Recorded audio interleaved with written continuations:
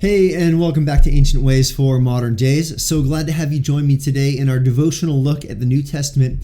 And today we are in John chapter 13, where Jesus, he washes his disciples' feet.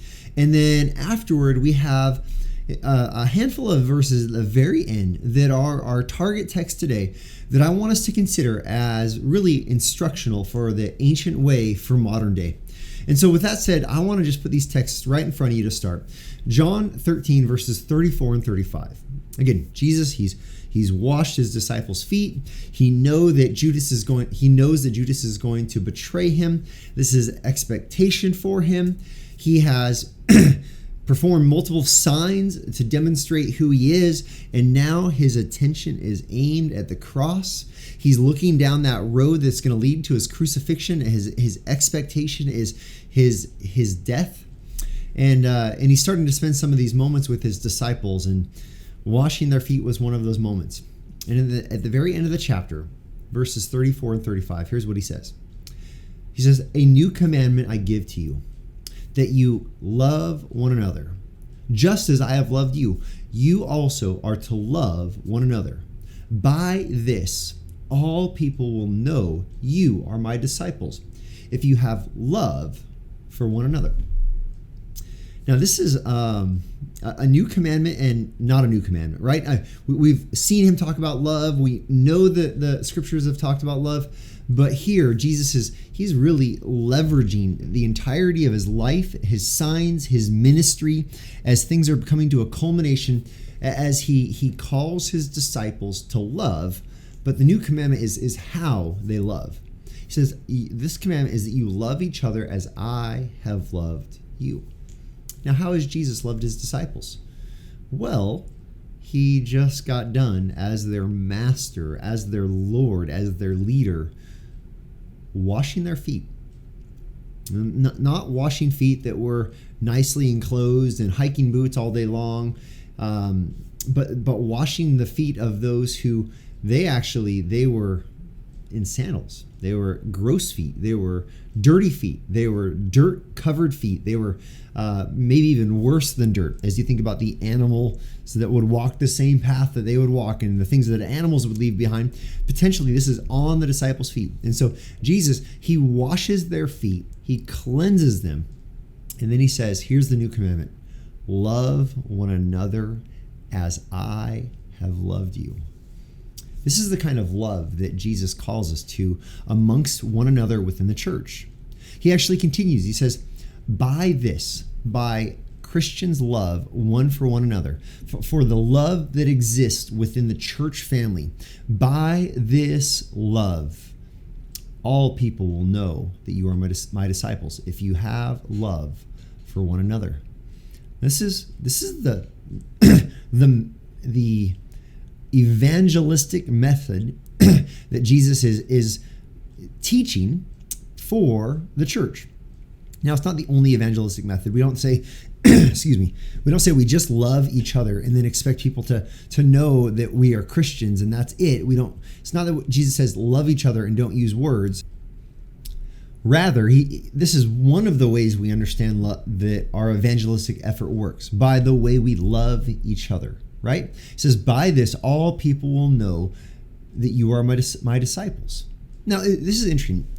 Hear me correctly. This doesn't say that we only love within the church and we don't love others outside of the church. But here's the point I want to make today, is that there is a particular kind of love that we should have as fellow believers toward one another that is so unique, that is so obvious that the watching world, when they look at it, they are able to identify us as Christ followers. Now, what is this particular love? This is a sacrificial love. This is a caring love. This is the love of the master washing the feet of his disciples. What does this look like in the church? This looks like in the church that leaders, they lead based on what is best for the church as a whole, for those individuals in the church that they care for, rather than leading for what makes them happy or what they want to do. What does this look like in the family? This looks like parents, fathers, mothers. This looks like you loving your children by doing what's best for them, sacrificially of yourself and caring for them. This doesn't mean you love them by giving them whatever they want. No, this means you make the decisions and you serve your family. You do what's best for them at personal cost, at personal expense. This looks like in a marriage, husbands who are the head of a household, the head of the marriage. When you lead in your family, you lead in a way that is like Jesus leading his disciples. What does he do? He washes their feet.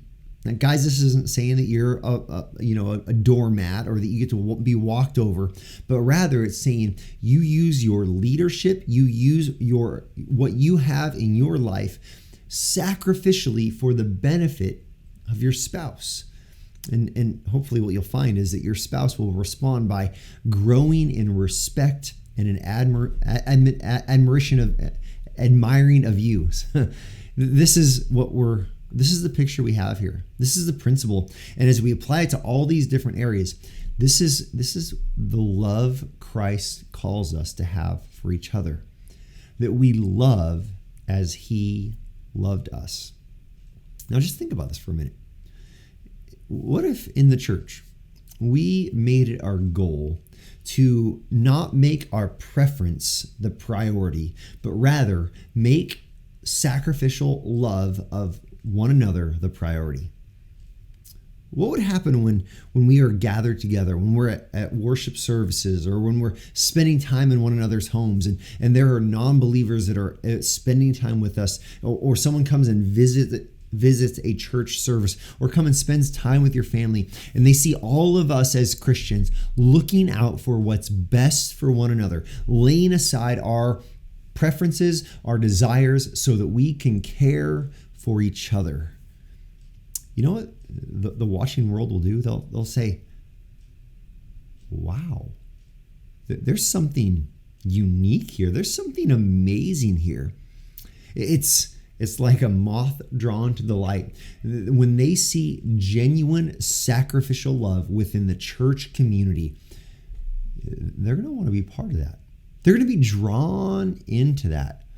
This is why Jesus says that by this, all people will know you are my disciples, if you have love for one another. We love each other. We do it because he calls us to. This is his commandment. We love each other the way Christ loved us, sacrificially. And we do it in a way that the watching world will know. They'll know that you and I, we are in Christ. We are his disciples by the way we love each other. This is maybe the most simple of the ancient ways for modern days what we've had so far. This is so simple that we look at one another and we love one another. In the church, we make it our priority to love each other. Now, as you get ready to turn this off, what does this mean for you practically?